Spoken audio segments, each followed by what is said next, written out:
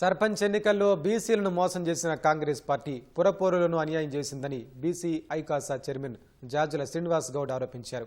బీసీల పట్ల ముఖ్యమంత్రి రేవంత్ రెడ్డి వైఖరిని నిరసిస్తూ ఈ నెల 19న రాష్ట్ర వ్యాప్తంగా అంబేద్కర్, జ్యోతిబా పులే విగ్రహాల వద్ద నిరసన కార్యక్రమాలు చేపడతామన్నారు. ఈ నెల 20న కలిసి వచ్చే అన్ని బీసీ సంఘాలను కలుపుకుని సమావేశాలు నిర్వహించి భవిష్యత్ కార్యాచరణ ప్రకటిస్తామన్నారు. అవసరమైతే మరోసారి రాష్ట్ర బంద్కు పిలుపునిస్తామన్నారు. తక్షణమే రిజర్వేషన్లను సరిదిద్దాలని డిమాండ్ చేశారు. లేని పక్షంలో పెద్ద ఎత్తున ఆందోళన కార్యక్రమాలు చేపడతామని జాజుల శ్రీనివాస్ గౌడ్ హెచ్చరించారు. మొత్తం 121 మున్సిపాలిటీలకు ఎన్నికలు జరిగితే ఓసీల జనాభా 15% కూడా లేదు. 61% ఎట్లా కేటాయిస్తారని అడుగుతున్నా.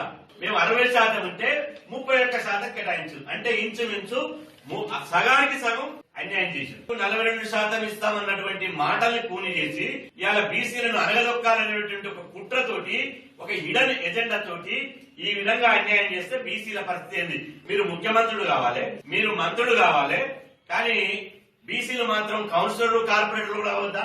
దీనికి ముఖ్యమంత్రి రేవంత్ రెడ్డి గారు, బీసీసీ అధ్యక్షులు మహేష్ కుమార్ గౌడ్ గారు బీసీ సమాజానికి సమాధానం చెప్పి తీరాలే.